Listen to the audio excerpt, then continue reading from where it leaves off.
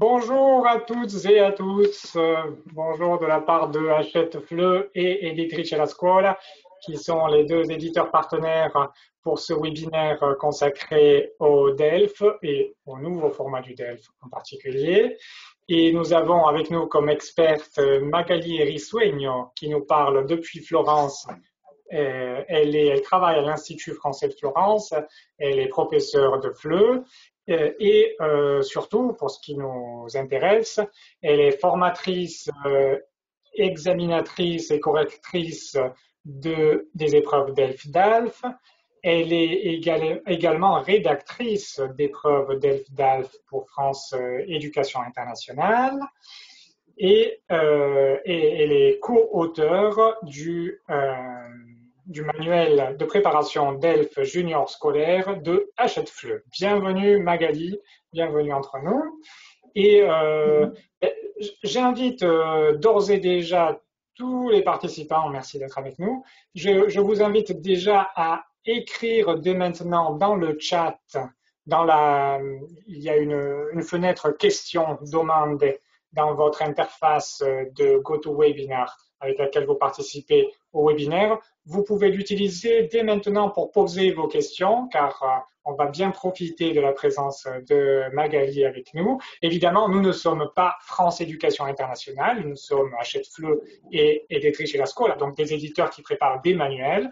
Mais ceci dit, pour préparer des manuels qui soient mis à jour et qui préparent vraiment les élèves et qui aident les professeurs, il faut bien qu'on se mette à jour aussi. Donc, si on peut partager les informations et l'expérience qu'on a avec les profs sur le terrain qui doivent faire face à la préparation du DELF avec leurs élèves, on le fait bien volontiers. Et ensuite, nous avons avec nous Diane Guerrier, qui est déléguée pédagogique de Hachette Fleu pour l'Italie. Merci Diane d'être avec nous. Bonjour. Sans doute, certains d'entre vous ont eu l'occasion d'échanger avec Diane, car c'est vraiment le point de repère de Hachette Fleu pour tous les enseignants et pour le DELF en particulier, en Italie. Et nous avons avec nous, fort heureusement, Maria Luisa Farinazzo, qui est avec nous depuis 1000 ans et qui gère tous les aspects techniques du webinaire. Donc, lorsque vous avez un problème de réception, vous n'entendez pas bien, vous ne voyez pas bien, pour tous les problèmes, il faut écrire dans le chat, là où il y a demande et questions, et c'est elle qui va vous répondre.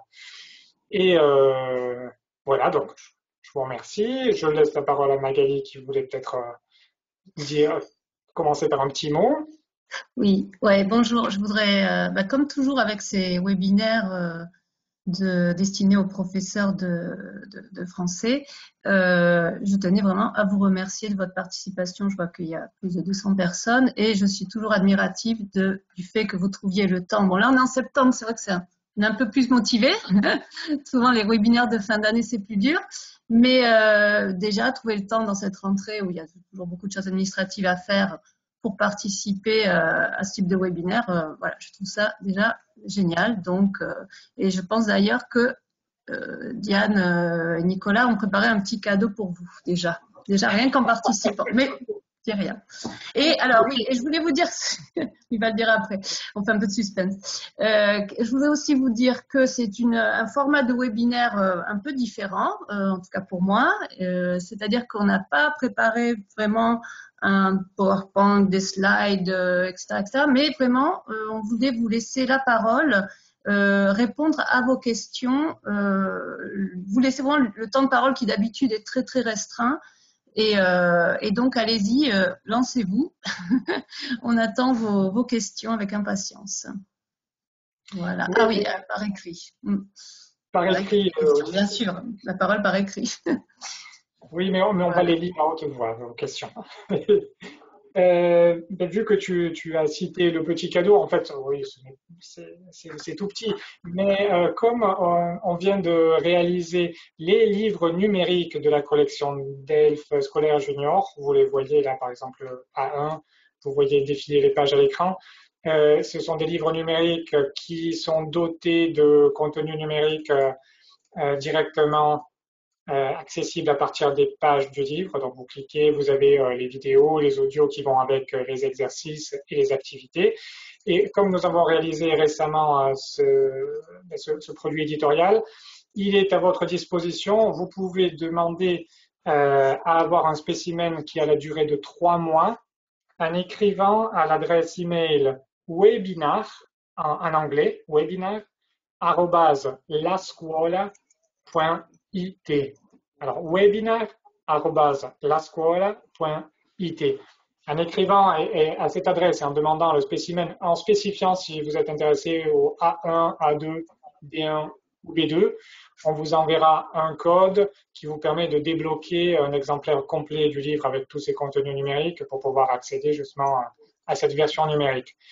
Et en tant que professeur utilisateur des livres de la collection DELF, si jamais vous les choisissez pour vos classes ou si vous les avez déjà choisis, merci, vous avez droit à une version qui a une durée plus longue que 3 mois, qui vous permet de travailler avec pendant toute l'année. Voilà. Mais si vous écrivez à webinar.lascuola.it, vous pouvez avoir déjà une version spécimen complète qui dure 3 mois pour le volume de votre choix. Voilà pour ce qui est du petit cadeau dont parlait Magali tout à l'heure. Je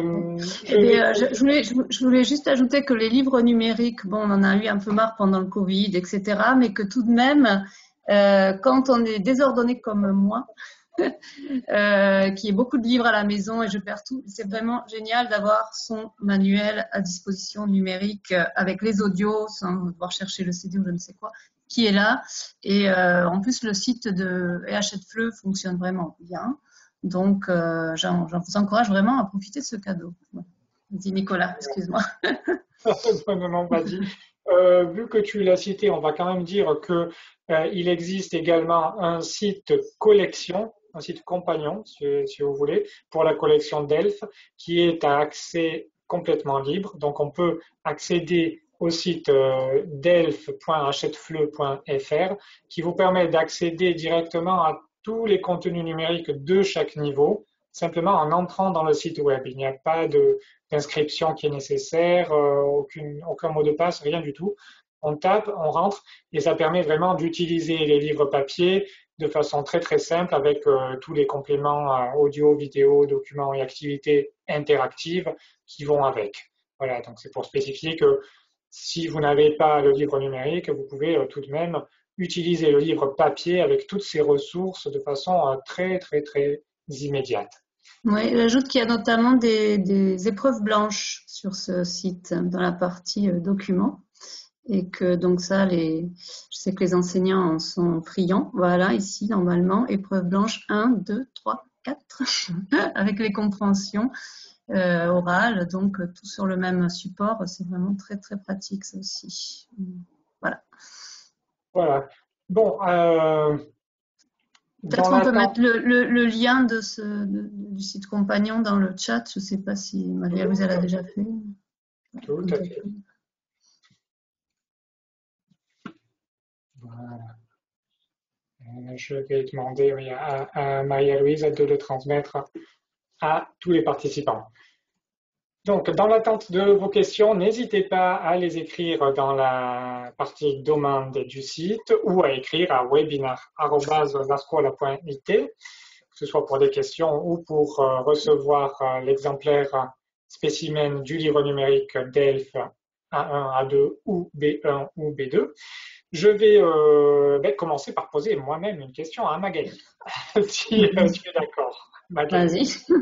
Et moi, c'est la question que moi, je me suis posée dès le début, quand j'ai pour la première fois entendu parler du nouveau format il y a quelques années déjà, et de la coexistence de deux formats, et de la coexistence aussi de l'exigence de préparer les élèves aux deux formats des épreuves, car on ne sait pas par avance si on aura droit à l'ancienne version ou à la nouvelle version lorsqu'on va passer l'examen, les épreuves du DELF.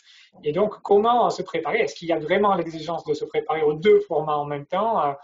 Comment faire face à cette situation de transition?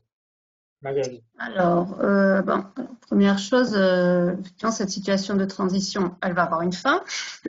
Donc là, on parle de cette année, je pense qu'on ne peut pas du tout garantir effectivement qu'il y aura des nouveaux formats, uniquement des nouveaux formats. Donc, bon, il s'agit de cette année. L'année prochaine, on espère que le nouveau format sera pleinement rentré en vigueur. On va dire que alors la collection de Hachette prépare en général au niveau A1, A2, B1, B2, pas uniquement l'examen. Elle prépare à avoir ce niveau-là. Et donc, qu'il s'agisse des vieilles épreuves ou des nouvelles épreuves, si l'élève, disons, a le niveau B2, il sera préparé avec ce livre pour également les anciennes épreuves. Maintenant, il faudra éventuellement, effectivement, communiquer avec les candidats, d'accord, avec vos élèves sur cette possibilité pour justement les rassurer, pour qu'ils sachent bien qu'il y a ces deux options possibles. Mais le complément que vous devez faire pour préparer aux vieilles épreuves, on va dire, il est minimum. Les supports correspondent au même niveau. Il y a une petite différence avec le DELF B2, puisque les supports de B2, autrefois, dans la vieille formule, étaient authentiques et désormais, ils ne le sont plus. Ils sont réenregistrés et légèrement simplifiés. Ce qui fait que, effectivement, là, il va falloir compléter avec des documents authentiques, mais vous le faites déjà dans vos classes, surtout si vous êtes niveau B2, ça veut dire le lycée, en général le lycée linguistique. Donc là, vous devez un petit peu mieux préparer vos élèves sur des documents authentiques, notamment voilà ce qu'on peut trouver sur TV5 Monde, sur RFI Savoir. Je pense on peut vous montrer quelques exemples. Voilà, Nicolas, il est au taquet. Donc, par exemple, moi, ce que je fais, c'est que je propose à mes élèves de B2 de faire des activités 7 jours sur la planète avec ce site-là qui est extrêmement bien parce que c'est l'actualité. Le DELF B2 en particulier et déjà à partir de B1, ce sont des thématiques d'actualité. Donc, il faut leur proposer, et j'ai envie de dire plus que leur proposer en milieu scolaire, imposer de faire des activités aussi de ce type qui préparent aussi bien d'ailleurs à la nouvelle qu'à la vieille version du coup. Et donc voilà, il faut les obliger. Alors moi je propose souvent un journal culturel, c'est-à-dire que je les oblige à remplir chaque semaine, à écouter un document par semaine et puis à remplir une petite fiche qu'ils doivent éventuellement me remettre. Et pour être bien sûr qu'ils fassent ce travail-là, voilà, parce que c'est un travail important de toute façon de travailler sur l'actualité, parce que ça permet aussi de nourrir la réflexion sur au niveau de la production orale, voilà, parce que ça aussi c'est quelque chose qui nous manque souvent. On a souvent des élèves à la production orale qui n'ont pas de choses à dire, qui n'ont pas d'exemples. Voilà, on manque cruellement d'exemples tirés de l'actualité. Et donc, voilà, ça permet aussi de nourrir cette réflexion. Et en plus de préparer avec des documents authentiques. Mais RFI Savoir, c'est pas mal aussi. Je vois que tu l'as dans l'onglet, Nicolas, parce que, TV5 Monde, c'est très bien, mais il y a l'image. Et l'image, ça aide. Et le DELF, malheureusement ou pas, je ne sais pas, ce n'est pas une compréhension audiovisuelle, c'est une compréhension simplement audio. Donc, effectivement, là, pour le savoir, pour la compréhension orale vraiment B2, on peut plutôt s'orienter aussi sur le site de radio. Voilà, RFI, Radio France Internationale. Voilà. Je ne sais pas si... j'ai vu passer des questions, mais je ne sais pas. Oui, tu m'avais parlé de cette possible troisième exemple d'élaboration sur l'actualité, sur les documents authentiques, etc. Je voulais juste... Oui, voilà, ça c'est ce que je donne à mes élèves au niveau scolaire, c'est-à-dire que, d'ailleurs pas seulement, je donne aussi aux adultes, ça, donc j'y pense, pour les obliger, voilà, chaque semaine, paf, paf, paf, à écouter un document, donc ça peut être aussi bien la radio que la télé, et puis voilà, faire une réflexion sur ce document. Donc ça, c'est le B2, hein, clairement, parce qu'on a l'idée de thématique, de problématique qui est un peu moins exigée au niveau B1. Et puis voilà, notez aussi le lexique intéressant. Parce que également on trouve que quand je dis on, je dis l'équipe d'examinateurs avec lesquels je collabore, on trouve que les élèves manquent souvent du lexique spécifique du niveau, c'est-à-dire le lexique est souvent un peu basique. Et donc, c'est important de l'enrichir en autonomie comme cela. Et également avec des outils, et donc notamment la collection d'Elf d'Hachette propose, je ne sais pas si ceux qui ont déjà utilisé la collection le connaissent, des listes de lexique. Alors ça peut paraître comme ça un petit peu réverbatif d'avoir des listes un peu longues, mais elles sont classées par thème. Et elles sont pour vous aussi une base de travail. Vous pouvez jouer avec ces listes, les réélaborer, proposer des activités, vous, en tant que professeur, ou bien, voilà, faire jouer les élèves également. Enfin, il y a pas mal d'activités possibles. Et vraiment, voilà, ça, c'est exactement le type de lexique qu'on attend. Par exemple, alors là, je suis en train de voir être embauché, par exemple. Voilà, hein, quand on a des documents sur le travail, on s'attend à ce que l'élève connaisse un entretien d'embauche, un employeur, un mot que souvent ils ne connaissent pas. Et dès que l'élève, le candidat, nous sort ce type de terme, alors on l'écrit et puis ça peut compenser aussi un terme peut-être une erreur. Voilà, il s'est trompé sur quelque chose, mais il connaissait le mot employeur, vous voyez. Donc, vu que le DELF propose une évaluation bienveillante, en général, on dit c'est vrai, il ne savait pas ça, mais il savait ça. Donc, vraiment insister sur, je vois par exemple le conflit, le partage, tous ces mots un peu aussi abstraits que les élèves connaissent pas toujours, parce que notamment au niveau B2, on a tendance un peu à étudier beaucoup la littérature et donc à être un peu déconnecté de cette actualité. Et donc l'ouvrage de préparation DELF est aussi un lien avec l'actualité. Tout ce lexique est extrait des documents audio et écrits du livre. Donc ça permet aussi de les répéter, revoir. Voilà, c'est un outil vraiment précieux, disponible en ligne gratuitement. Je signale à toutes mes formations d'ailleurs. Oui. Oui, parce qu'il fait partie des documents PDF téléchargeables à partir du site Exactement. delf.hte.fr. Il y a aussi les actes de parole qui sont intéressants pour tout ce qui est production orale. Alors là, je ne sais pas si tu es sur le B2 toujours, mais on peut montrer aussi un autre niveau, donc les listes seront un petit peu plus petites. Comme tu préfères, A2, ouais, par exemple. Et là, par exemple, les actes de parole, c'est quelque chose qui est utile aussi quand il y a dans la partie production orale, quand il y a les dialogues. Ça permet de préparer les élèves avec des phrases un peu toutes faites, mais au niveau A2, c'est ce qu'on demande aussi, hein, qu'ils connaissent des phrases. Voilà, vous voyez que là, c'est beaucoup plus court et concret. On est sur du A2. Voilà, la météo, les sons, tout ça, toutes ces petites bases qu'il faut connaître pour voilà. Et voilà, les actes de parole, vous voyez par exemple, si on prend indiquer son chemin, voilà, vous prenez la première à droite, puis vous allez tout droit, traversez le pont, tournez à droite, voilà, ce sont toutes des clés qui permettent aux élèves, voilà, d'avoir, c'est rassurant en plus pour eux, ce moment d'avoir ce type d'exemple. Voilà, c'est ça qu'ils doivent connaître, c'est exactement ça. On est en plein dans le DELF. Très bien, merci Magali. Et je me tourne vers la liste des questions parce que nous en avons déjà pas mal. Je vais d'abord répondre aux questions les plus faciles et puis je vais aussi te passer des questions plus compliquées. Vas-y. D'accord. Est-ce qu'il y a aussi du matériel pour un niveau A1, A2? Oui, la collection couvre les trois niveaux, donc A1, A2, B1, B2.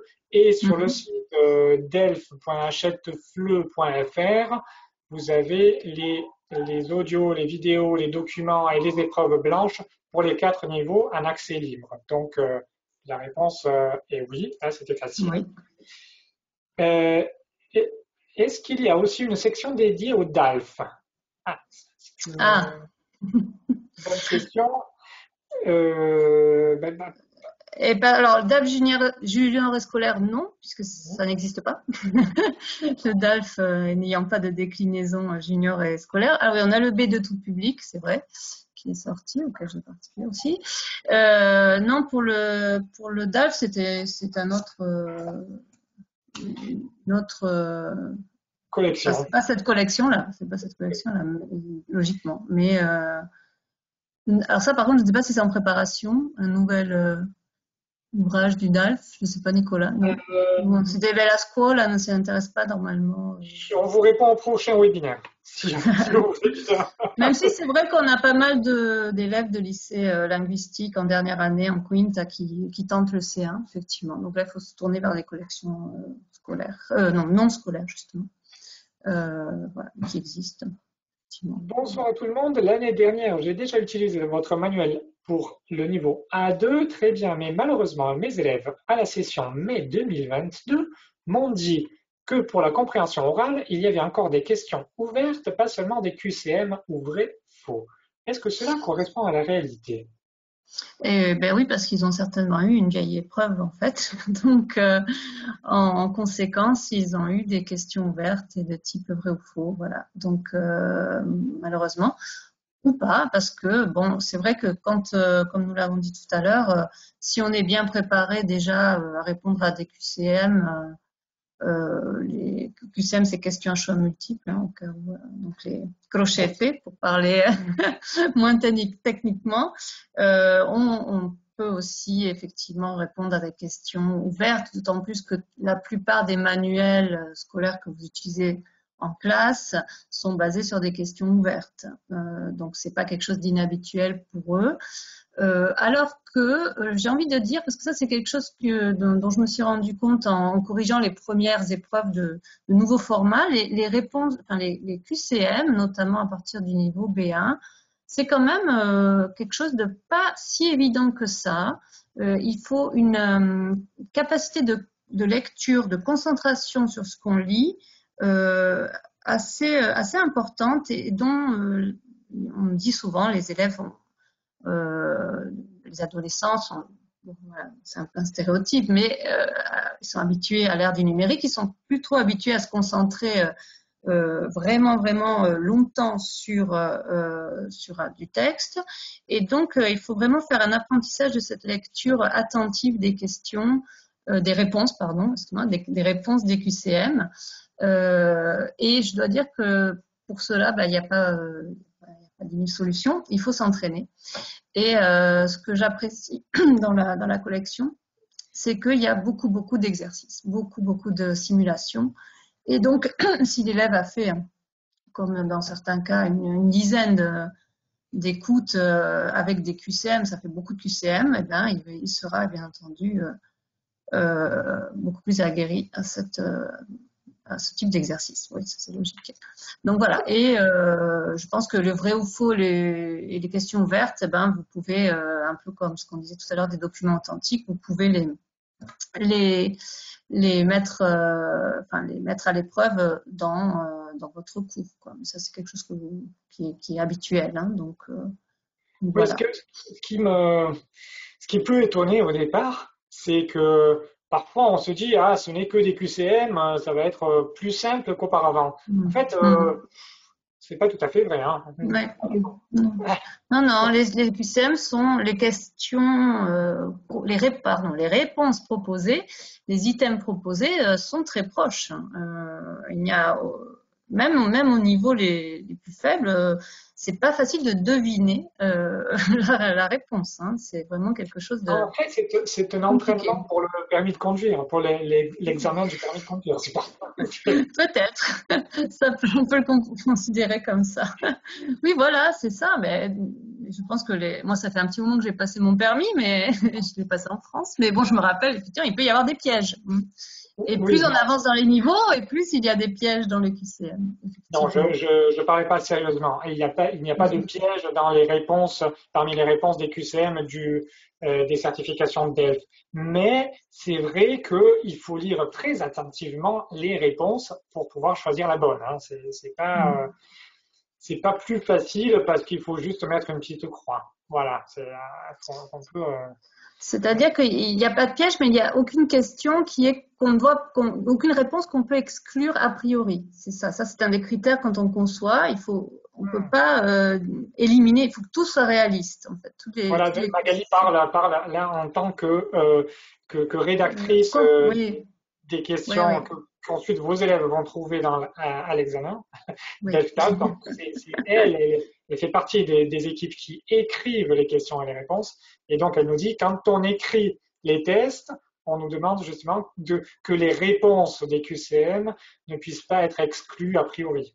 Aucune des Voilà. quatre questions. Il y a, oui, il faut pas que ce soit farfelu, il faut pas que ce soit puéril. Donc je peux vous le dire, c'est pas toujours facile comme travail de rédiger ces questions. Non. Mais effectivement, il y a des critères importants, des critères très rigoureux dans la conception des examens, et tous les examens doivent être conçus de la même façon aussi. Hein. Donc, ce nouveau format, vous allez retrouver vraiment une rigueur à France Éducation Internationale qui est assez impressionnante.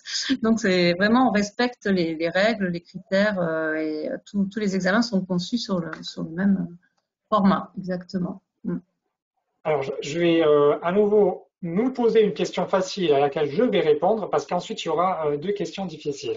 Je les lis parmi les questions que vous, les participants, vous posez à travers la fenêtre questions, demande ou chat, Mhm. selon la mise en page de votre navigateur, de votre logiciel. C'est chat ou demande. Je lis parmi vos questions justement celles que vous nous écrivez. Merci. Et alors, question facile, c'était concrètement en ayant adopté en ayant adopté le DELF B1 et B2 de Hachette-Fleu, que faut-il faire pour accéder aux audios pour la compréhension orale en classe? Alors, le moyen le plus simple d'accéder, c'est d'ouvrir le site delf.hachette-fleu.fr. C'est là, on va le repartager dans le chat pour que vous l'ayez sans devoir le copier. Alors, dev.hachefeu.fr, vous choisissez le niveau. Là, la question concernait c'était B1 et B2, je me trompe. B1 et B2, oui. Donc, vous choisissez le niveau, B1 ou B2. Et ensuite, audio, ben voilà, les audios, ils ont leur numéro dans les pages et vous écoutez ou vous téléchargez le fichier qui vous intéresse. En tant que professeur, sachez que vous avez aussi la possibilité de télécharger tous les audios en un seul fichier ZIP, zip. Ça vous permet ensuite de les avoir sur votre ordinateur ou tablette et de ne pas avoir besoin de connexion au moment où vous faites votre cours en classe ou à distance. Donc, vous pouvez tout télécharger, les audios, et c'est vrai également pour les vidéos. Télécharger toutes les vidéos du niveau, ça vous permet de vous déconnecter et de ne pas avoir besoin d'une bonne connexion qui parfois manque au moment le En plus important. classe. Donc, c'est là, le site Exact. delf.hachefeu.fr, vous l'accédez, vous consultez ou vous téléchargez. Oui, on peut le mettre sur une petite clé USB. Voilà, quand on est en classe, ça marche très bien. C'est ce qu'on fait d'ailleurs pour les épreuves du DELF. Quand on se déplace dans les écoles, on l'a maintenant sur clé USB. Ah Pas oui. du tout. Oui, oui, un peu plus transparent. En ligne, on n'est pas sûr d'avoir les bonnes connexions, donc c'est très bien de pouvoir les télécharger. Voilà. C'est aussi intéressant pour les élèves. Bon, alors ça c'est un peu chaque prof fait comme il veut. Moi, je suis un peu pour l'autonomie des élèves, et souvent ils me disent ah oui, mais on n'a pas les audios, on n'a pas le. Bon, maintenant il y a plus de CD de toute façon. Mais avant il y avait les CD, donc ils nous disaient ah j'ai pas le lecteur CD. Bon, mais maintenant tout est disponible, il n'y a plus d'excuses. Donc même pour travailler en autonomie, c'est faisable. D'autant plus qu'il y a les corrigés hein, avec le livre, il y a un livret, voilà. Donc, ils peuvent travailler en autonomie aussi, si vous avez des problèmes de temps. Alors, question qu'il faudrait poser à France Éducation Internationale, hein, plutôt qu'à Hachette ou à la Scuola, mais je vais te la poser, Magali, parce que c'est une question que tout le monde se pose et on ne va pas y répondre évidemment, mais on peut donner notre point de vue. Pourquoi faut-il autant de temps pour passer d'un format à un autre, de l'ancien format au nouveau format? Et puis, il y a une deuxième question qui ressemble à celle-ci. Euh, quand les vieilles épreuves vont-elles disparaître? Voilà. Alors, pourquoi faut-il autant de temps? Parce que la conception d'une épreuve de DELF, elle passe officielle, elle passe par beaucoup d'étapes. Il y a beaucoup de contrôles. Je peux pas vous le détailler parce que j'ai aussi une clause de confidentialité, donc je peux pas tout vous révéler les secrets, mais en tous les cas, c'est un processus qui est long, rigoureux. Il y a beaucoup de contrôles, il y a des relectures, il y a une équipe derrière. Pour que ce soit impeccable, eh ben, ça prend un petit peu de temps. Donc, ce qui explique ces durées, ces délais qui vous semblent très longs. Il y a eu le Covid au milieu. Je sais qu'on a toujours l'impression d'utiliser cette pandémie comme une excuse, mais bon, on ne peut pas nier que ça a ralenti quand même les choses. Et puis voilà, c'est ce qui se passe en fait, c'est que c'est très long. Donc, il faut prendre un peu son mal en patience. Et puis, je pense que d'ici. Alors, quand est-ce que ce sera que ces vieilles épreuves vont disparaître? Là, j'ai pas la boule de cristal. J'avoue, je ne sais pas. Je ne sais pas. Je pense que on tablait sur 2022. Bon, est-ce que en juin ce sera déjà le cas? Je peux pas l'affirmer. Je ne peux pas vous le dire. Il faut suivre un petit peu l'actualité de FEI, c'est-à-dire que FEI met à jour de temps en temps, il publie aussi des communiqués au sujet du DELF. Donc, il faut suivre voilà, sur le site de France Éducation Internationale. Vous avez, d'ailleurs, je vous conseille de vous abonner à la newsletter qui est assez bien faite. Donc voilà, comme ça, il y a des mises à jour sur ce qui se passe dans le monde du DELF. Et normalement, ben voilà, là, ils communiquent sur cette question. Et je vous invite, si vous le souhaitez aussi, à leur demander directement.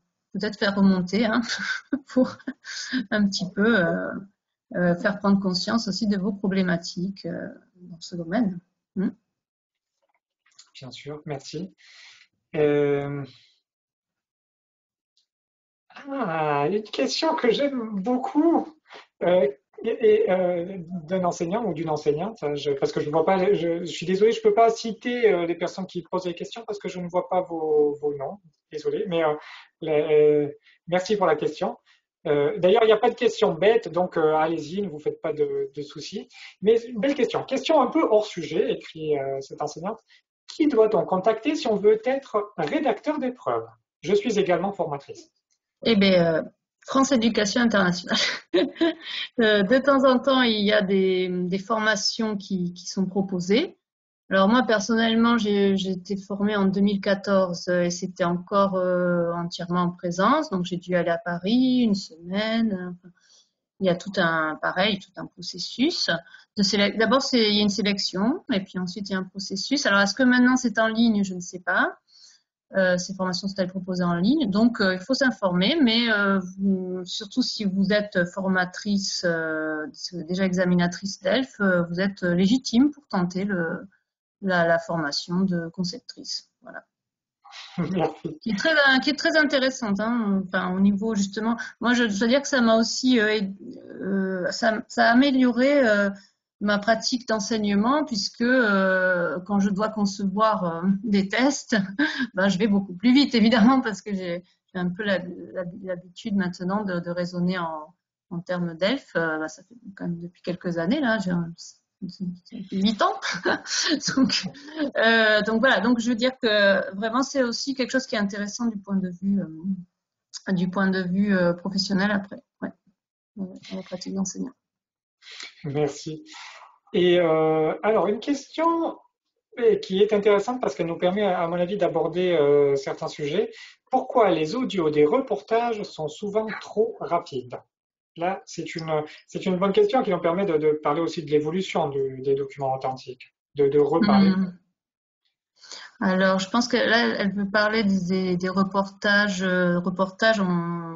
je pense que c'est par radio, du coup, ça doit être à la télévision, je pense, des documents plutôt audiovisuels. Ils sont trop rapides, alors ça dépend, hein. Il y en a qui sont plus ou moins rapides. Je pense que pour les élèves, il faut sélectionner des choses vraiment adaptées à leur niveau, mais c'est vrai que dans ce que dit le cadre européen, au DELF B2, au niveau B2, pardon, on est capable de comprendre un document authentique en langue standard. Donc, ça veut dire tout de même que le journal, par exemple, le journal télé, on devrait être capable de comprendre la majorité de ce qui est dit. Un débat à la télévision, un journal radio, une émission de radio sur un thème d'actualité, ce qui sont d'ailleurs les documents qu'on propose dans le DELF B2. Est-ce qu'ils sont trop rapides? J'ai envie de dire, ça dépend vraiment de la source, hein, d'accord? Mais est-ce qu'il n'y a pas eu une évolution par rapport à ça, c'est-à-dire que par rapport aux documents qui sont proposés lors de l'examen? Oui, alors les documents proposés dans le nouveau format, par contre, ils sont réenregistrés, donc ils sont forcément moins rapides que la réalité, et aussi ils sont adaptés justement au niveau linguistique B2, donc on a supprimé certains termes qui pouvaient être des termes trop familiers ou au contraire trop savants. Donc on reste sur un niveau plus standard, ce qui correspond au cadre d'ailleurs, ce qui est dans le cadre.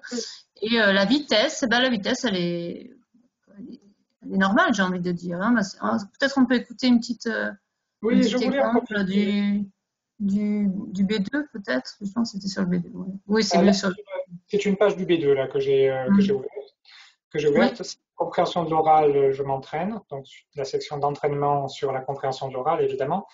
Et c'était justement parce que j'ai écouté cet audio sur laquelle toi, Magali, tu m'avais posé comme exemple, parce qu'en fait, j'ai remarqué que oui, il s'agit d'une émission radio, mais en fait, on comprend bien qu'elle a été réenregistrée. Donc c'est un document de source authentique, mais revu. Exactement, comme à l'examen. Oui, oui. Ouais. Et à l'examen, ce sera pareil. Donc Mais on l'écoute oui, bien. mais je vous tenais juste à dire quand même que la base est authentique. Attention, hein, elle est modifiée, on va dire, mais elle est authentique, hein. Oui, oui, vas-y, tu peux y aller. Activité 3.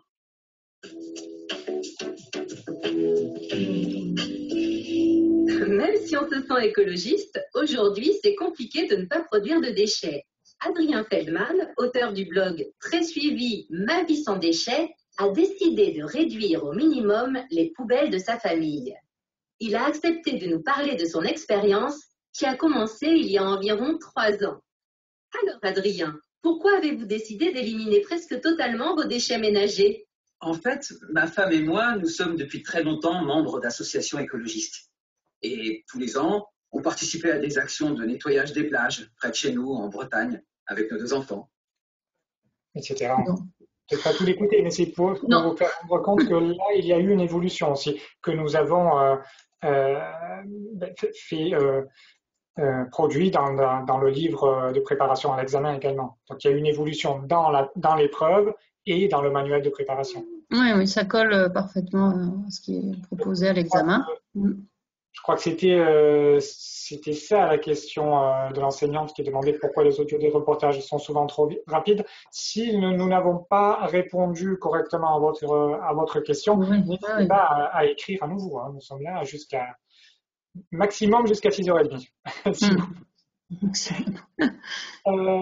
Alors, est-ce qu'il y a une autre question? Est-ce qu'il y a des exercices pour les enfants avec des besoins éducatifs spéciaux? Merci Emilia. Merci Emilia de vous signer, ça me fait plaisir. Des exercices spécifiques pour besoins éducatifs particuliers? À mon avis, non, pas tellement. Mais, non, je pense qu'elle se réfère au DSCA, c'est ça, les élèves qui ont un trouble d'apprentissage diagnostiqué ou un handicap. Alors, non, il n'y a pas de DELF spécial. En revanche, votre centre de passation adapte l'épreuve aux besoins spécifiques de ces candidats-là. Ce qui fait qu'il faut que ce soit signalé en amont, par contre, parce que on peut pas arriver le jour de l'examen nous dire tiens, lui il a ce problème-là, et voilà. Surtout s'il s'agit d'un handicap physique, on peut pas prévoir en général. Enfin, on peut pas. Il y a une préparation spécifique. Par exemple, on peut faire passer le DELF sur ordinateur pour certains candidats. Donc, ils ont un ordinateur dédié et voilà, pour les déficiences visuelles ou bien dysorthographiques ou tout ce qui peut nécessiter un ordinateur. Au niveau de la production orale, en général, on donne plus de temps de préparation à certains candidats. On répète plus certaines questions. Enfin, il y a quand même quelque chose de fait au niveau des modalités des épreuves, mais en revanche, le contenu reste le même. Voilà, les modalités de passation varient, mais le contenu reste le même. Et surtout, voilà, dites-le, signalez-le au centre avant avec les certifications dont disposent les candidats. Voilà. Oui, en plus de ça, on peut dire que nous allons commercialiser les livres numériques de préparation en DELF à partir de janvier 2023. Donc, vous pourrez, si vous achetez les volumes en Italie dans des librairies italiennes, vous aurez le livre papier et en même temps le livre numérique que vous voyez à l'écran en ce moment. Donc, pour les élèves qui ont besoin de voir les phrases bien en grand, agrandir le texte, travailler avec les outils que les ordinateurs permettent oui. Pour les besoins éducatifs spéciaux, pour venir à l'encontre, pour aider les élèves qui ont des besoins éducatifs spéciaux. Là, vous avez une ressource en plus dans le livre numérique. Ouais, en revanche, on ne peut pas proposer d'épreuves spécifiques parce que ça n'a pas de sens, en fait. On ne peut pas proposer des épreuves d'ISCA ou avec des questions simplifiées parce que ça n'existe pas dans la réalité. Voilà. Donc, alors, une question pour la rédactrice d'ELF, Magali. Je voudrais savoir, s'il vous plaît, il y a dans l'exercice de compréhension vrai-faux, des questions pour lesquelles il faut justifier la réponse. B1. Merci. Alors, normalement, alors est-ce que tu peux avancer parce que je n'ai quand même pas tout en tête malgré tout. Je pense que non, je ne vais pas dire une bêtise. Hein, donc dans la compréhension de l'oral, normalement il n'y a que des QCM en B1. J'ai un doute dans la compréhension de l'écrit. Peut-être qu'il y en a encore des vrais ou faux, mais je crois sans justification. Je ne vais pas dire de bêtises non plus. Donc ça, c'est les activités de préparation. Alors, il y a ces petites grilles à cocher. Et dans les compréhensions, vas-y, continue Nicolas, vas-y. Là, non, c'est pareil. C'est que voilà, il y a des vrais ou faux, effectivement, mais sans justification, normalement. Voilà.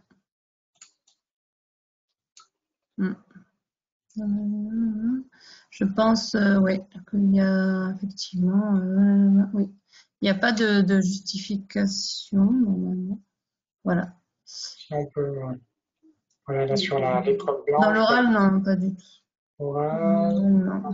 Écrit, je pense que même au B2, il n'y a plus de questions vrai ou faux avec justification. Il fallait citer le texte. Non, pas dans les compréhensions. Je voulais aussi rappeler que les nouveaux formats concernent uniquement les épreuves de compréhension. Les épreuves de production restent les mêmes, donc là aussi vous pouvez rassurer vos élèves. Il n'y a pas eu de modification, donc vous pouvez parfaitement les parties production sont adaptées au vieux et au nouveau format. Très bien, oui. Signaler. Tu as bien fait de spécifier. Une question qui concerne l'international, là, je ne sais pas. Est-ce que vous sachiez, est-ce qu'on est déjà passé au nouveau format aux États-Unis? Là, je ne sais pas s'il y a quelqu'un qui, je ne sais pas s'il y a des profs qui... Parmi les auditeurs, quelqu'un est au courant. Mais je pense les États-Unis ne sont pas ni favorisés ni défavorisés. Je pense qu'ils sont même, ils sont comme nous, ils sont comme en Europe. Donc je pense pas qu'ils aient ils doivent être aussi dans cette transition dans laquelle nous sommes. Mais je ne sais pas.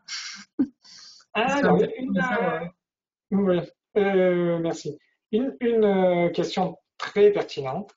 Est-ce que les épreuves blanches de compréhension orale sont des épreuves authentiques, c'est-à-dire de vraies épreuves d'examen?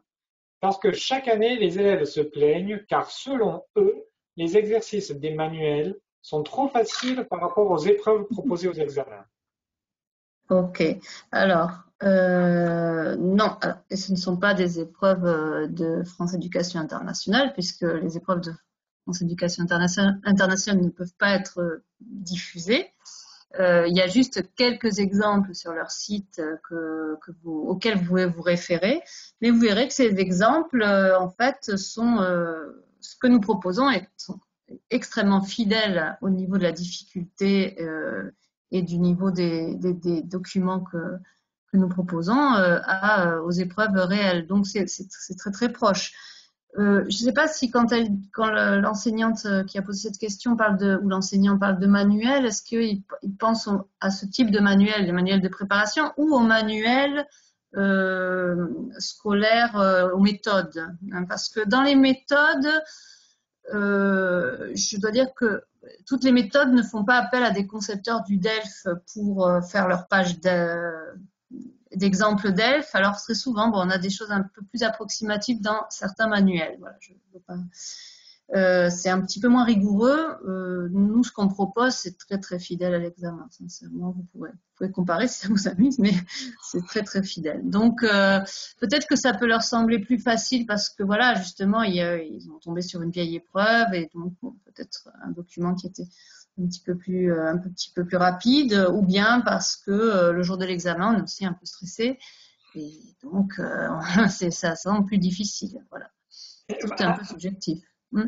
Est-ce que je peux profiter de cette question pour revenir sur un sujet que tu viens de citer, c'est-à-dire le stress de l'examen et le fait aussi que c'est vrai que dans nos manuels de préparation, dans tous les manuels de préparation au DELF, on ne peut pas reproduire les épreuves produites proposées par la Communication internationale officielle. On peut s'y rapprocher, évidemment. Dans le cas du Hachette, on s'y rapproche vraiment à l'identique, car les rédacteurs de nos ouvrages sont les rédacteurs des épreuves DELF officielles pour France Éducation internationale. Donc là, il n'y a pas... Oui, on peut même rappeler que Bruno Maigre est responsable du département évaluation et certification de France Éducation internationale et qui participe à nos collections. Donc, vraiment des références, oui. Voilà. Mais effectivement, pour lutter contre le stress, comment faire, c'est ça?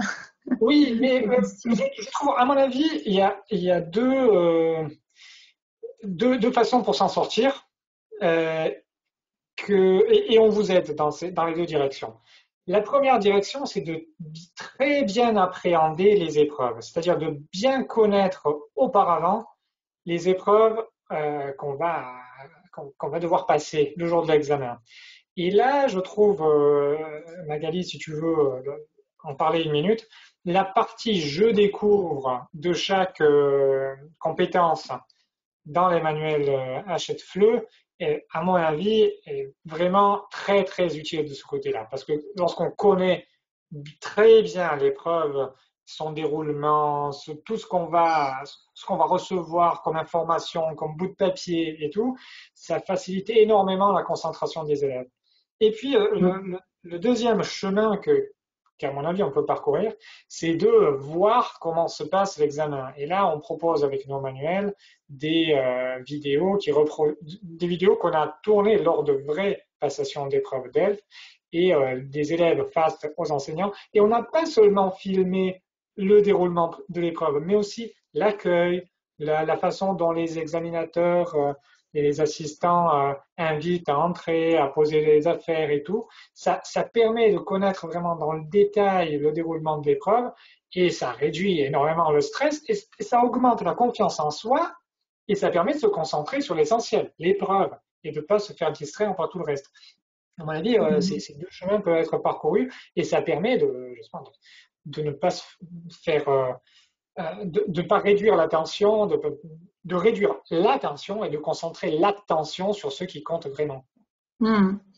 Oui, alors moi, si je mets ma casquette d'examinatrice, je vais vous dire que s'il y a quelque chose qui nous énerve beaucoup, c'est quand les élèves se présentent à l'examen et on appelle ça des touristes et ne savent absolument pas de quoi il s'agit, ils ne savent pas qu'il y a 3 parties dans l'épreuve, ils ne savent pas qu'il faut prendre alors au niveau 1 à 2, en plus c'est très précis, il y a beaucoup même au niveau B1, il y a beaucoup d'étapes et donc ils sont malheureusement certains ne sont pas du tout informés de ce qui se passe. Alors c'est vrai que là le manuel apporte une réponse intéressante puisque on voit vraiment avec les vidéos comment ça se passe, ce que disent les examinateurs. Donc c'est un côté très rassurant et en même temps voilà on fait gagner du temps aux examinateurs et on les met de bonne humeur. J'ai envie de dire. Et ça, c'est un peu plus pour la forme. Je ne sais pas si tu veux montrer un petit exemple voilà, d'une vidéo de préparation. D'ailleurs, c'est utile aussi pour les profs parce que les profs ne sont pas autorisés à rentrer dans les salles d'examen. Donc, ça vous donne aussi une vision de ce que peut être réaliste, de ce que peut être un examen. Voilà, peut-être. Oui, ben, je vais demander à Maria-Louisa, si tu peux, Maria-Louisa per cortesia, se puoi passare il video 01, il primo dei video, se tu peux. Subito, arriviamo subito. C'est un élève qui rencontre l'examinateur. Niveau B2. B2. Donc.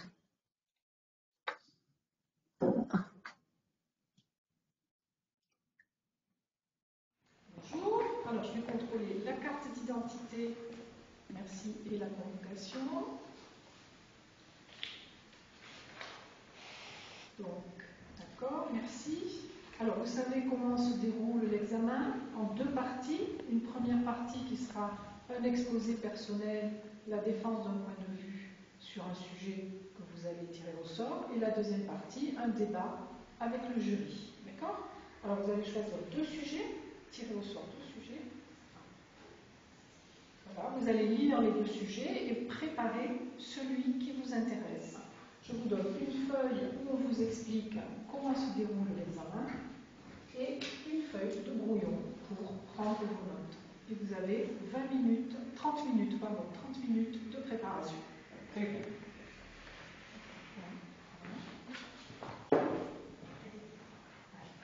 Donc bonjour, vous allez passer l'épreuve individuelle, la production écrite, l'épreuve individuelle. Vous allez présenter d'abord votre point de vue argumenté pendant 5 à 7 minutes et ensuite on vous posera des questions sur votre exposé. D'accord? Très bien. Oui, très bien. Merci. Alors, je voulais juste faire voir 30 secondes de la vidéo numéro 2, parce que c'est le passage suivant. Oui. Maria-Louisa, s'il te plaît, per cortesia, il video 2 è solo 30 secondi. Ok, perfetto. Grazie. Donc bonjour, vous allez passer l'épreuve individuelle, la production écrite, l'épreuve individuelle. Vous allez présenter d'abord votre point de vue argumenté pendant 5 à 7 minutes et ensuite on vous posera des questions sur votre exposé. D'accord? Très bien. Alors, l'exercice en question d'un article qui parle des manifestations de la part des jeunes sur le climat et en particulier contre les institutions afin qu'elles prennent. Ok. Merci. Ouais, alors là, ça m'a rappelé quelque chose, voilà, cette vidéo. Il y a un point intéressant dans la première. Oui, vas-y, Nicolas. Non, on l'a filmé à Florence. Oui, c'est à Florence, oui, c'est mes collègues d'ailleurs que je salue. Mais ce qui est intéressant, c'est que voilà, on voit l'élève qui amène sa carte d'identité physiquement, on la voit. Alors, Vraiment, ça aussi, mi raccomando.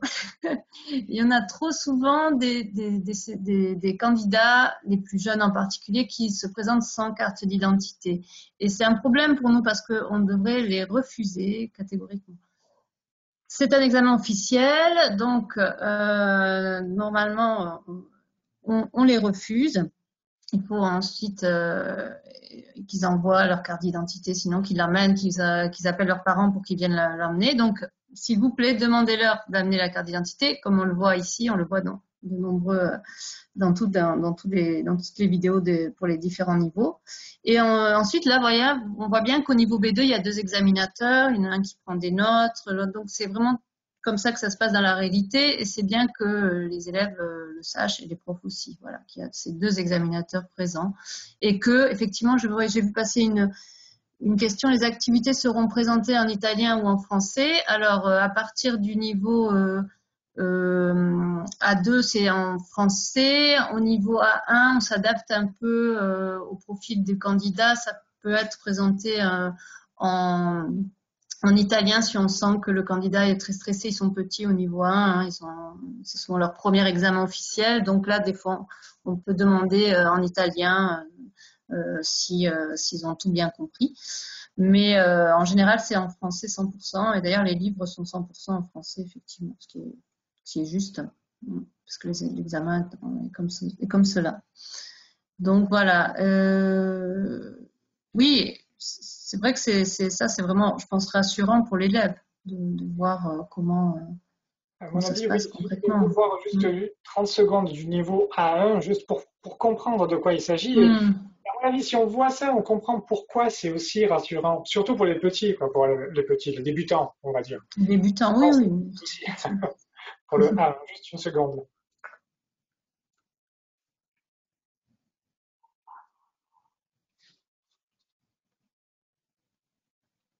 Ah, je crois qu'il n'y a pas le son, mais je ne sais pas si c'est...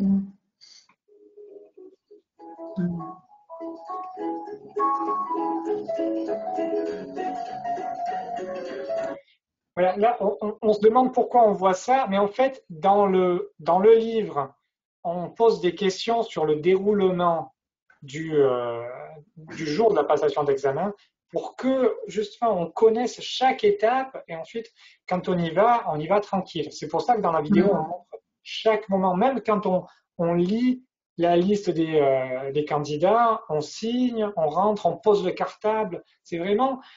c'est un antidote au stress, totalement. Effectivement.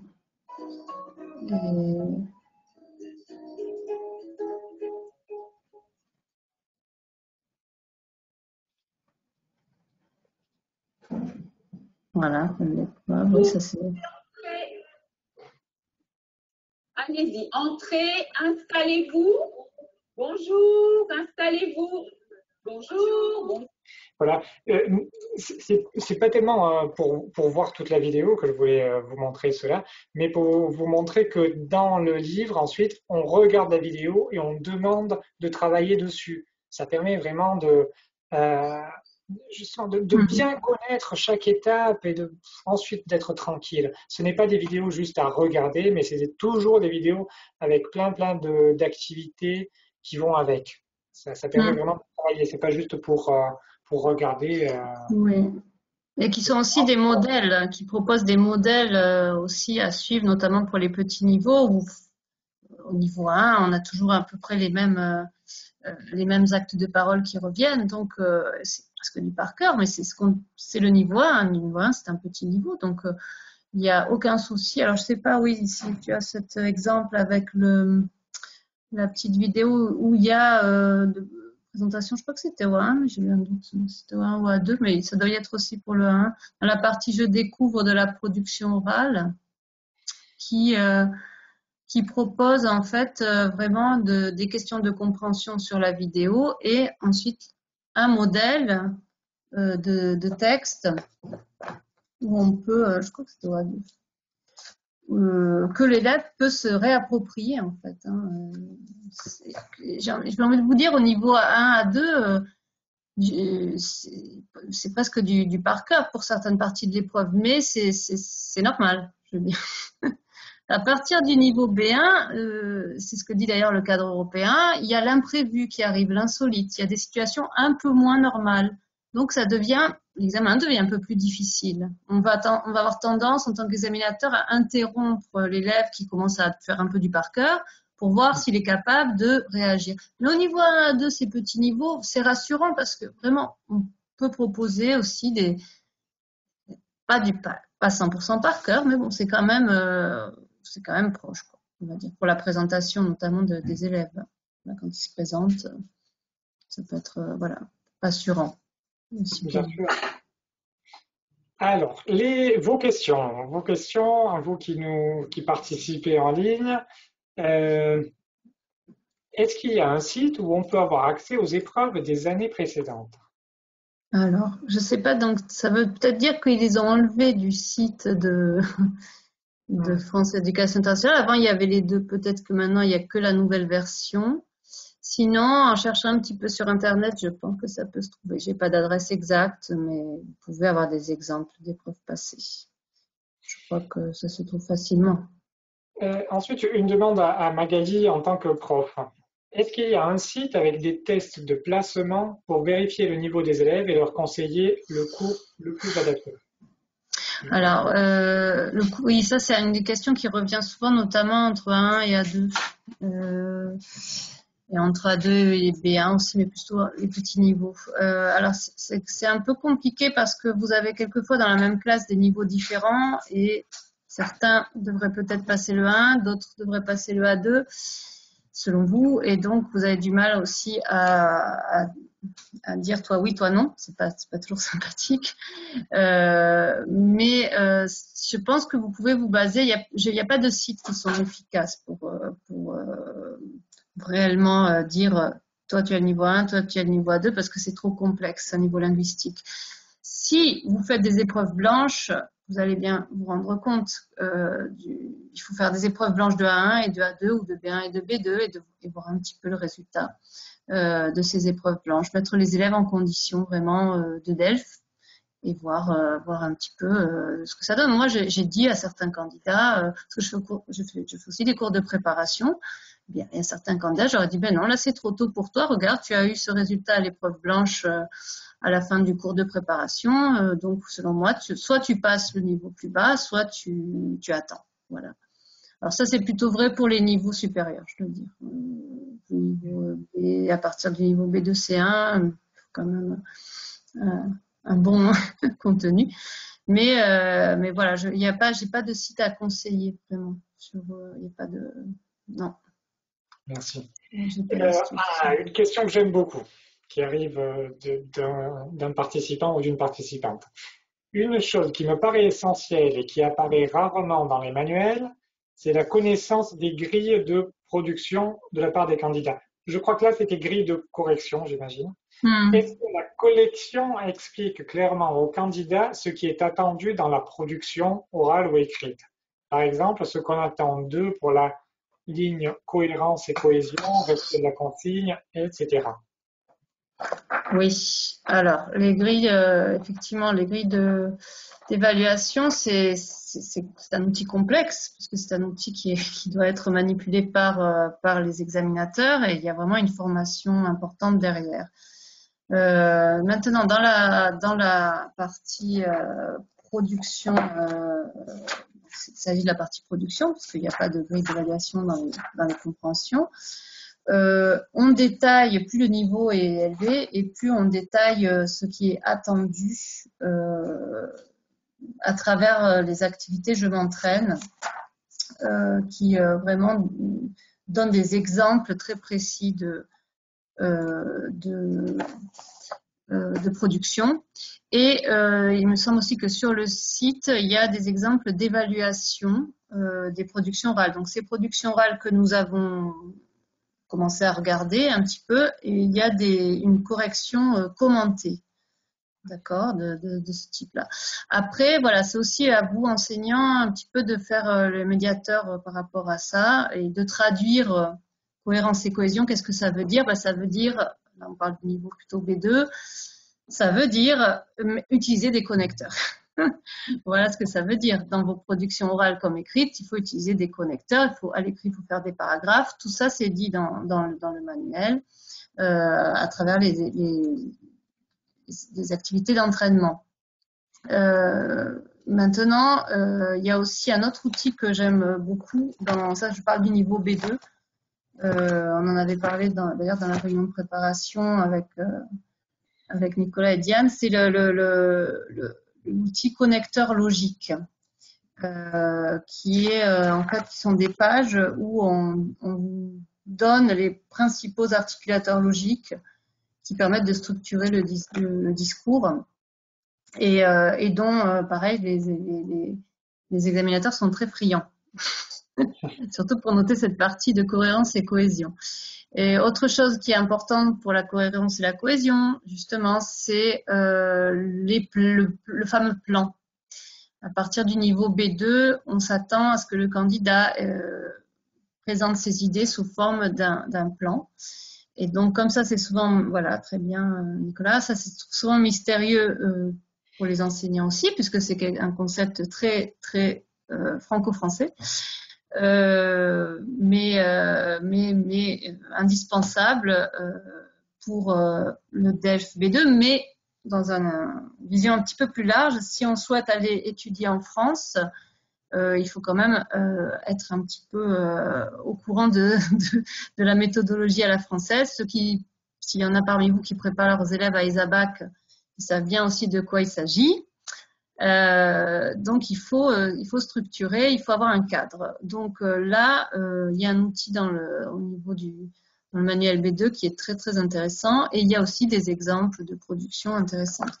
Voilà, les grilles d'évaluation, il faut vraiment tenter de les traduire. Voilà, c'est ce que j'ai envie de dire, pour que voilà, le respect de la consigne, par exemple, eh bien, il faut insister sur le fait que, par exemple, ils doivent compter le nombre de mots. Ça, c'est quand même facile, hein. On vous demande une production de 60 mots, vous comptez le nombre de mots. Et voilà, ça fait partie du respect de la consigne. Donc, tout ça, faut le traduire. C'est un peu aussi quelque chose que vous voulez faire. Mais les activités Je m'entraîne, en particulier, orientent vers ces critères-là. Voilà. On souligne un peu l'importance de tout ça. Voilà, donc ça, c'est un exemple de production qui correspond. C'est quel niveau, B2, toujours? Oui, voilà. En fait, après la découverte de la compétence et de l'épreuve, la connaissance les exercices commencent par une connaissance très approfondie des résultats attendus également. Et donc là, l'exercice concerne la lecture de la production d'un candidat au DELF B2, et ensuite il faut développer l'activité qui est conseillée. Mais là, de lire aussi un exemple de production, et voilà, nombre de mots, c'était écrit tout en bas, c'est parce que c'était dans la consigne, évidemment. La consigne était dans la page précédente. Voilà, 250 mots maximum, c'était écrit, etc. Donc, vous trouvez dans le manuel des exemples d'épreuves développées, évidemment.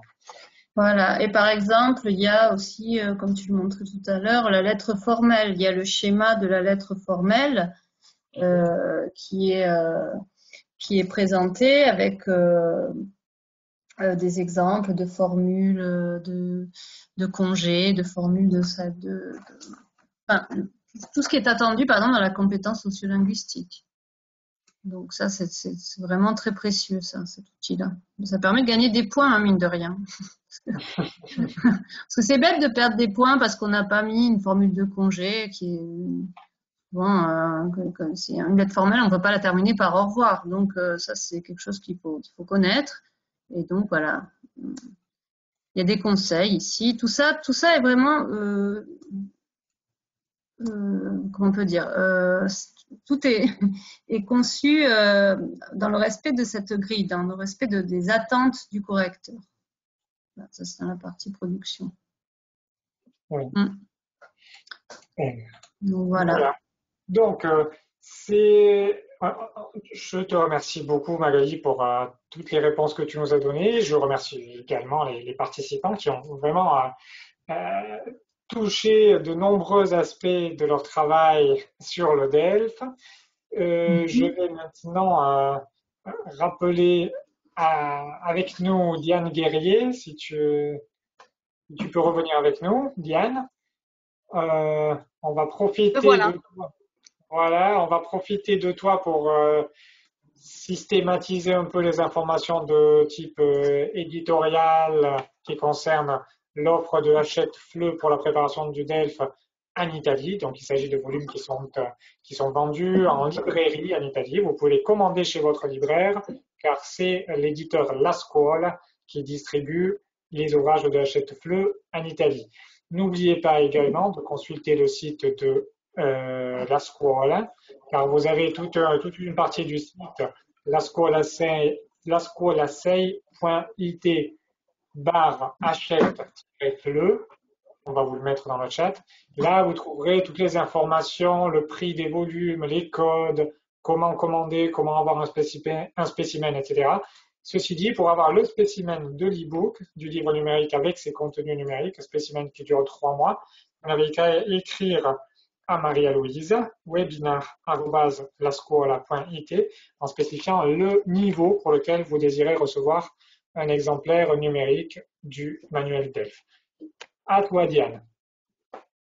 Alors, bonjour à toutes et à tous. Donc, oui, je vais vous présenter très rapidement nos manuels donc, pour le collège et le lycée. Alors, notre focus grammaire, donc qui est une grammaire qui va vous permettre de travailler la grammaire, enfin qui est un volume, pardon, qui va vous permettre de travailler la grammaire aussi bien à l'écrit comme à l'oral. Hein. C'est un manuel qui propose une structure claire et systématique. Alors, vous voyez sur la page de gauche une formulation extrêmement détaillée de la règle de grammaire. Vous allez trouver évidemment aussi des illustrations, des tableaux avec des enregistrements pour faire écouter la grammaire justement. Et sur la page de droite, vous trouverez de nombreux exercices d'activités, des exercices pour pratiquer la règle dans le cadre de la production orale ou de la production écrite, ainsi que de nombreuses activités dans le parcours digital, donc de nombreuses activités, de nombreux exercices au format autocorrectif. Donc, vous voyez, plus de 450 exercices. Donc, ça, c'est une grammaire qui couvre les niveaux A1 jusqu'au niveau B2 et qui est extrêmement complète. Autre ouvrage que je voulais vous rappeler, donc pour le collège Formidable Extra, qui est une méthode qui s'inscrit dans la perspective actionnelle hein, pour donner du sens à l'apprentissage. Diane, est-ce que je peux te couper? Je te demande pardon. Bien sûr. Tu peux revenir sur Focus une seconde? Je voulais juste signaler aux enseignants qui nous écoutent que la Focus Grammaire du français, dans cette édition, c'est une grammaire avec toutes les explications en italien. Donc, c'est une grammaire conçue pour les établissements scolaires italiens, surtout pour le secondaire, pour la scuola secondaria di secondo grado, évidemment. Mais il existe également une édition de Focus Grammaire du français, tout en français, en 2 volumes, du A1 qui couvre du A1 jusqu'au B2, comme ce volume-ci. Mais dans l'édition en français, toutes les explications sont en français. Donc, c'était juste pour signaler que vous pouvez choisir également, selon vos besoins, la grammaire Focus Hachette-Fleu dans les 2 formats, version italienne et version française. Voilà, merci, pardon. Non, il n'y a pas de souci. Donc, voilà pour la grammaire très rapidement. Hein. Donc, beaucoup de ressources numériques là aussi, mais aussi beaucoup d'exercices et cette fameuse structure extrêmement claire et systématique. Alors, donc, pour le collège, je disais ce formidable extra qui s'inscrit dans la perspective actionnelle, donc pour donner du sens à l'apprentissage, et qui, par sa structure même, qui est une structure très inclusive, avec des leçons brèves, rythmées, si vous voulez, permet de gérer au mieux l'hétérogénéité de la classe. Hein. Donc ça, c'est vraiment, ce sont les points forts. Vous allez trouver aussi beaucoup de cartes mentales pour favoriser la mémorisation et évidemment beaucoup, comment dire, d'activités là aussi ludiques en fin d'unité et des activités aussi interactives. Alors, je vous montre un petit peu la composition, hein, les volumes 1, 2, 3.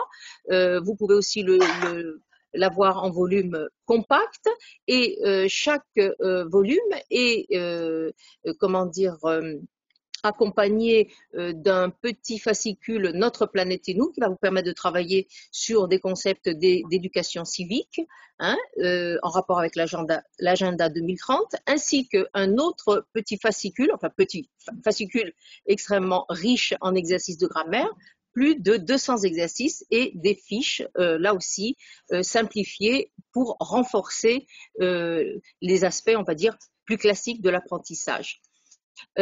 Autre méthode pour le lycée italien, pour le biennio, c'est à vous, qui est une méthode qui place, si vous voulez, l'approche interculturelle, donc italienne et française, au cœur de sa pédagogie, et qui va proposer beaucoup d'activités collaboratives aux élèves, des activités à faire à deux, en groupe, seul, en cercle, etc.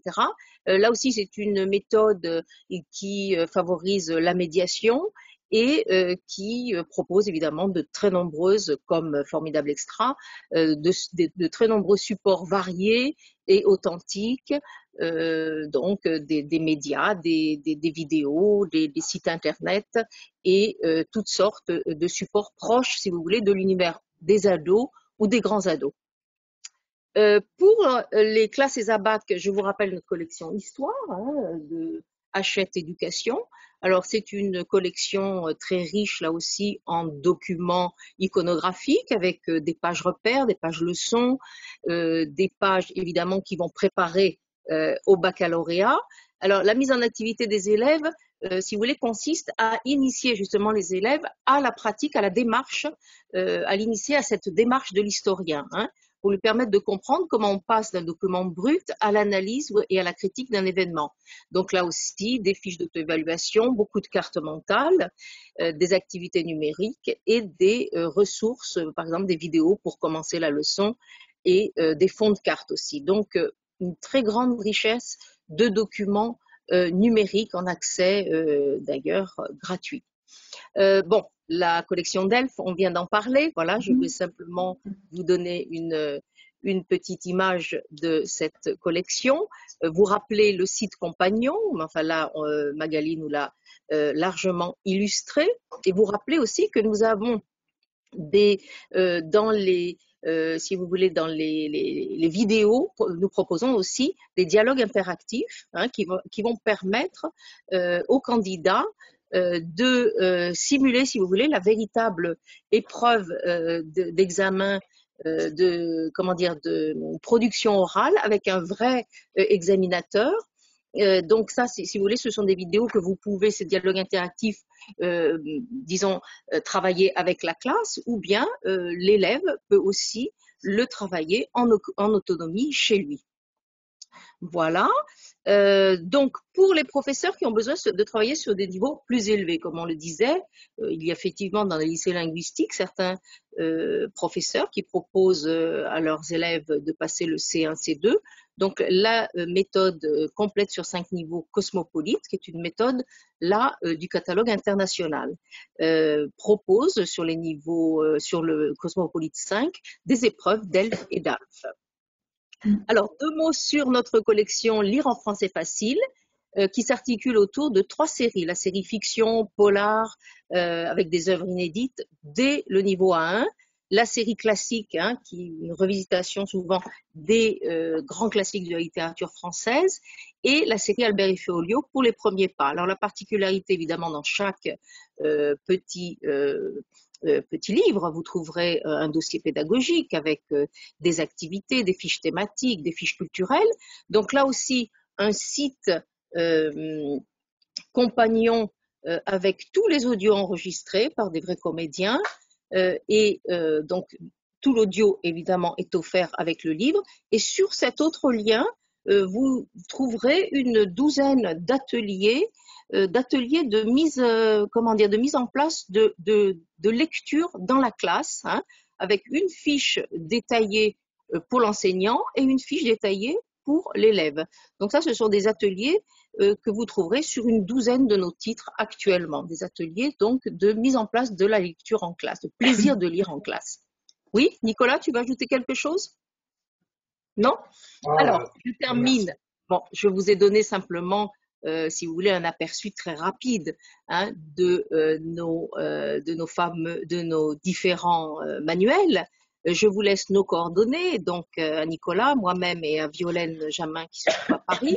Et puis donc, on va vous envoyer ces quelques slides ainsi que des liens qui vont vous permettre d'aller feuilleter les manuels et puis d'avoir accès à toutes les ressources justement numériques, de pouvoir voir un petit peu comment s'organise toute cette offre, si vous voulez, didactique. Voilà, je dirais que j'ai terminé, Nicolas. Si pour toi ça va? Oui. Oh, je te remercie beaucoup. J'en profite juste pour vous rappeler, comme tu le disais, que nous allons envoyer dès demain, pas aujourd'hui, mais dès demain, 2 emails. Un email avec l'enregistrement du webinaire d'aujourd'hui, donc vous aurez accès à l'enregistrement, et un deuxième email avec votre attestation de participation au webinaire. Donc vous recevrez deux emails à partir de demain, hein, pas encore aujourd'hui. J'avais oublié de le spécifier au début.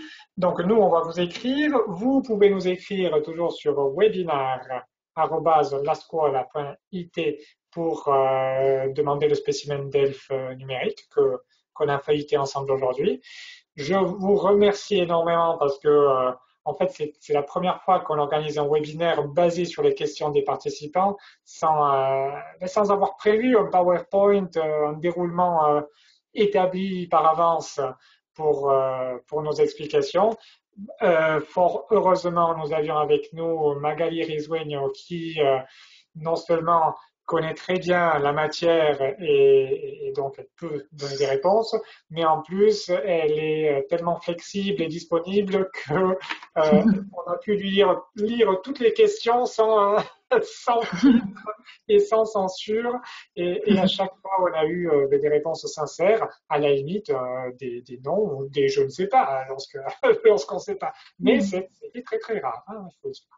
Merci, alors merci Diane, merci Magali, merci Maria-Louise qui est toujours avec nous du côté technique, et surtout merci à vous tous, plus de 250 enseignants qui ont participé à cette session avec nous. La Scuola Hachette vous remercie et on espère de vous revoir très bientôt avec d'autres initiatives ensemble. Merci. Merci à toi Nicolas. Merci Magali, merci Nicolas. Merci. À bientôt. N'hésitez pas à nous contacter.